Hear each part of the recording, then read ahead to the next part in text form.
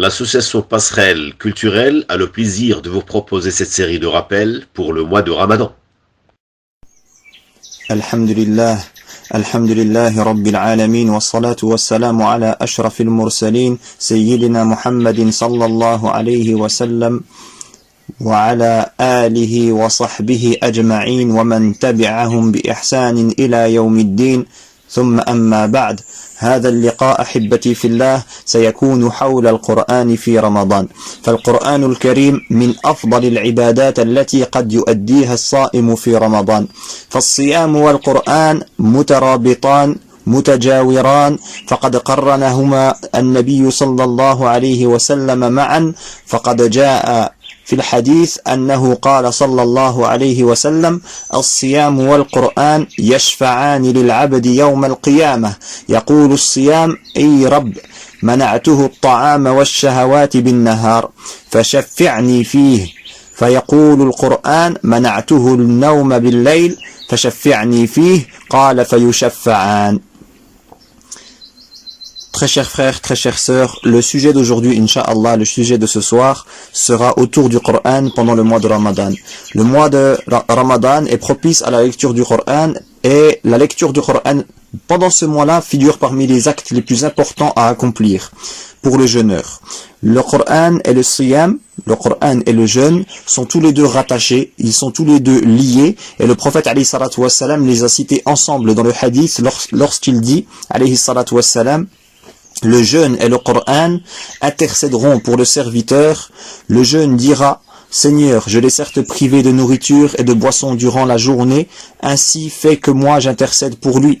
Et le Coran dira: Seigneur, je l'ai privé de sommeil durant la nuit, ainsi fais-moi intercéder pour lui. Et alors ils intercéderont. Tout ceci donc ça sera le jour du jugement. أيها الإخوة الكرام، لقد شرف الله هذا الشهر العظيم المبارك بأن أنزل فيه أعظم كتبه القرآن. قال الله تعالى: شهر رمضان الذي أنزل فيه القرآن هدى للناس وبينات من الهدى والفرقان.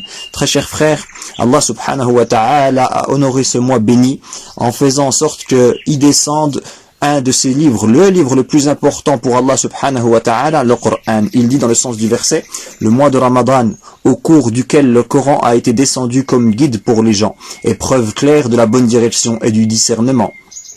Lida كان جبريل عليه الصلاة والسلام ينزل على رسول الله صلى الله عليه وسلم في رمضان ليدارسه القرآن.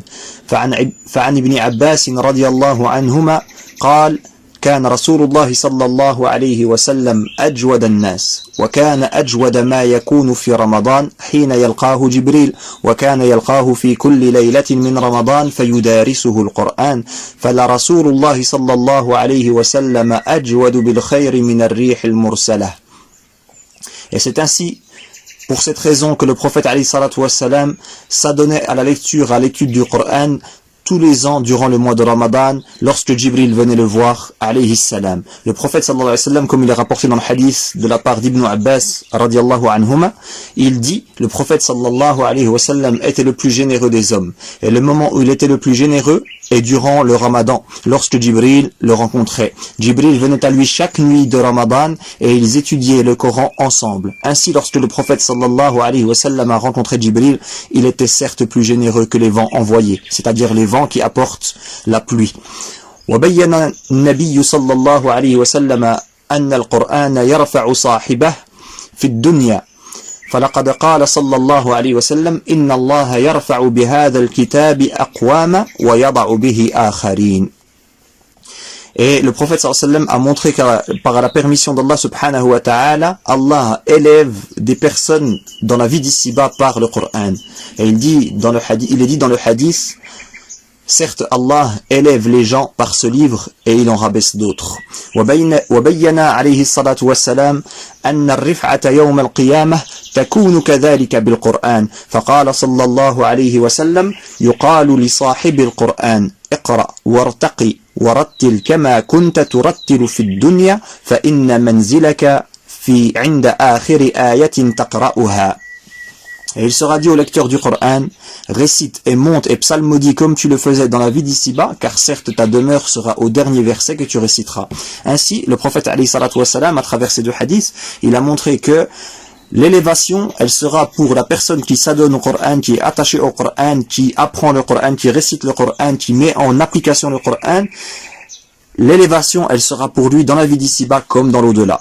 وَلَقَدْ أَدْرَكَ السَّلَفُ الصَّالِحُ وَالتَّابِعُونَ لَهُمْ بِإِحْسَانٍ سِرَّ عَظَمَةِ القرآن فطاروا بعجائبه وعاشوا مواعظه وفي المواسم الفاضلة يزداد التعلق به ويشتد التسابق إلى قراءته فإذا قرأت في سيرهم وجدت أن الواحد منهم كان يقرأ في رمضان الشيء الكثير حتى إنك لتعجب هل يستطيع فعلا أن يصنع ذلك. كان الزهري رحمه الله إذا دخل رمضان يقول إنما هو قراءة القرآن وإطعام الطعام. Ainsi les pieux prédécesseurs, qu'Allah leur fasse miséricorde, et tous ceux qui les ont suivis dans le bien, ont parfaitement compris et perçu le secret de l'importance du Coran durant le mois de Ramadan. Et donc, ils se sont évertués et ils ont amplifié leurs actes d'adoration et leur lecture durant le mois de Ramadan. Et ils se sont fait la concurrence en cela. Et lorsque tu lis dans leur biographie, tu verras que parfois, l'un parmi eux, il faisait énormément d'efforts durant le mois de Ramadan à travers la lecture du Coran, à travers la récitation du Coran, à tel point que tu en arrives à douter, est-ce que vraiment il a été capable de faire ce qui a été rapporté de lui. Et l'imam al-Zuhri, rahimahullah, il disait, lorsque le Ramadan arrivait, il disait, Ramadan, ce n'est que deux choses, la lecture du Coran et le fait de donner à manger aux pauvres, à ceux qui en ont besoin. وكان الإمام مالك رحمه الله إذا دخل رمضان ترك قراءة الحديث وأقبل على القرآن. Et l'imam Malik rahimahullah, lorsque Ramadan arrivait, il délaissait la lecture du hadith et il s'adonnait au Coran.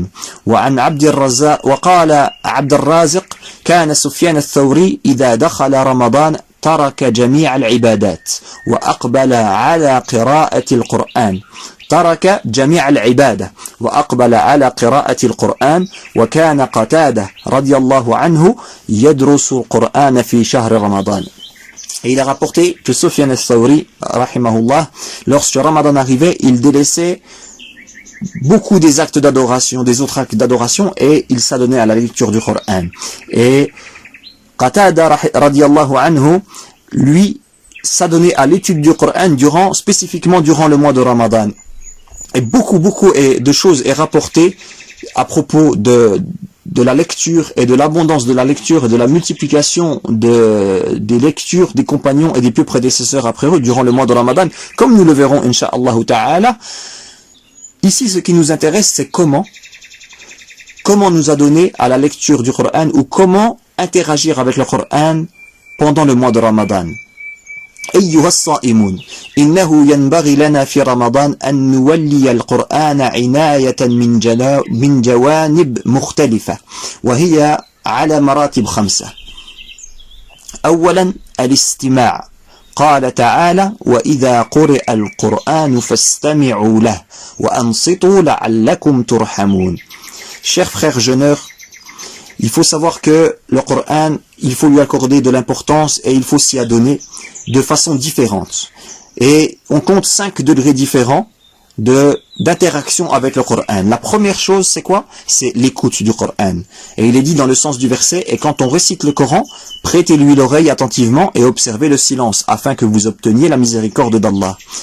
ثانيا التلاوة. قال الله تعالى الذين آتيناهم الكتاب يتلونه حق تلاوته. Deuxième chose, la récitation du Coran. Allah dit dans le sens du verset, ceux à qui nous avons donné le livre, qui le récitent comme il se doit, ceux-là y croient. ثالثا الحفظ. قال الله تعالى بل هو آيات بينات في صدور الذين أوتوا العلم. Troisième chose, la mémorisation du Coran. Ce sont plutôt des versets évidents, préservés dans les poitrines de ceux à qui le savoir a été donné, comme il est dit dans le sens du verset. رابعا التدبر.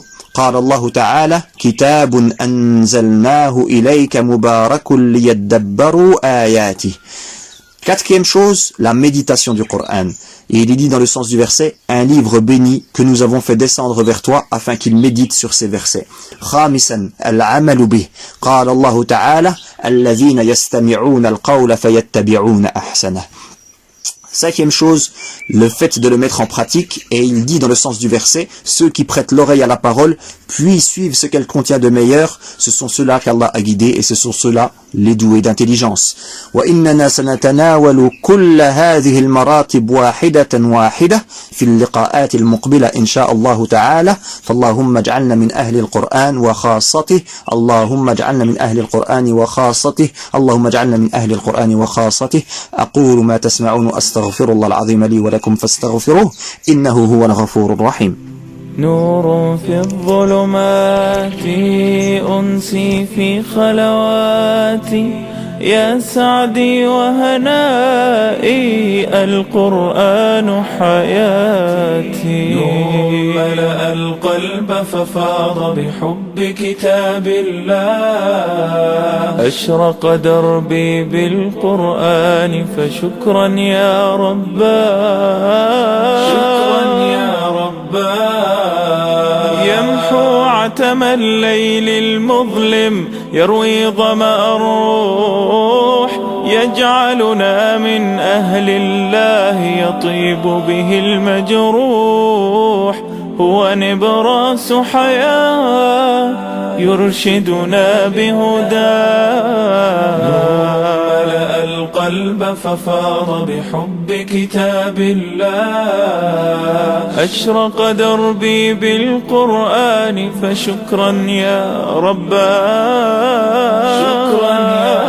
رباه يا رب فكافئ من أنشأ للتحفيظ صروح هي دور للنور وفيها عطر الطهر يفوح هيا يا من تاه فالقرآن نجاه ملأ القلب ففاض بحب كتاب الله أشرق قلبي بالقرآن فشكرا يا رباه شكرا يا رباه اليوم نكرم من حفظوا حفل ثم نروح لكن الكل لدرجات في الجنات طموح غايتنا الرحمن نتطلع